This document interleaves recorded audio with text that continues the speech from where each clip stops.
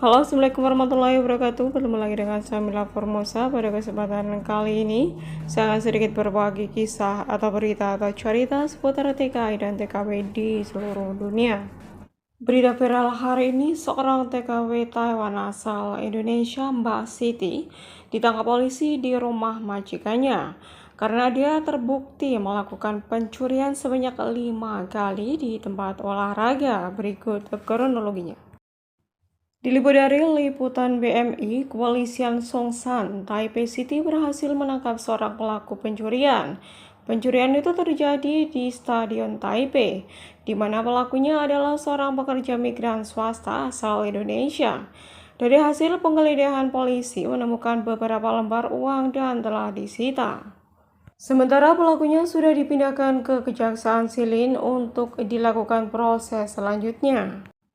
Dilansir dari Liberty Times Net tanggal 14 bulan 8 baru-baru ini, tepatnya antara bulan Juli Agustus, kepolisian Songshan menerima laporan yang diadukan dari 5 orang yang mengatakan bahwa mereka kehilangan uang dompet di kawasan area SKS Stadion Taipei. Polisi kemudian mengembangkan penyelidikan dengan memeriksa beberapa CCTV yang terpasang di stadion. Dari CCTV nampak dengan jelas seorang perempuan mondar-mandir dan mengambil tas atau dompet milik pengunjung yang diletakkan begitu saja di bawah kursi penonton. Dalam melakukan aksinya, si pelaku tidak mengambil semua uang di dalamnya, namun hanya diambil sebagian saja. Sisanya dikembalikan lagi dan dompetnya pun ditaruh di tempat semula. Berdasarkan rekaman CCTV tersebut, polisi akhirnya berhasil mendatangi rumah sang majikan, yaitu tempat si pelaku bekerja. Majikan yang mengetahui bahwa pembantunya diketahui mencuri uang di stadion pun merasa terkejut. Lebih terkejut lagi setelah polisi mengetahui kalau status dari pelaku pencurian itu adalah seorang pekerja migran asal Indonesia yang berstatus ilegal yang biasa dipanggil Mbak Siti. Polisi mengatakan Mbak Siti masuk Taiwan pada tahun 2017 lalu. Setelah bekerja selama 2 tahun, Mbak Siti pun memilih kabur dan berstatus ilegal.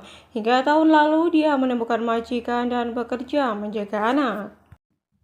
Jadi setiap kali anaknya majikan ke stadion untuk main ski es, Mbak Siti diajak turut serta. Namun entah setan mana yang merasuki tubuhnya. Di saat para orang tua mendampingi anak-anaknya bermain ski, mereka pun meninggalkan barang bawaannya yang ditaruh di bawah atau di atas kursi penonton.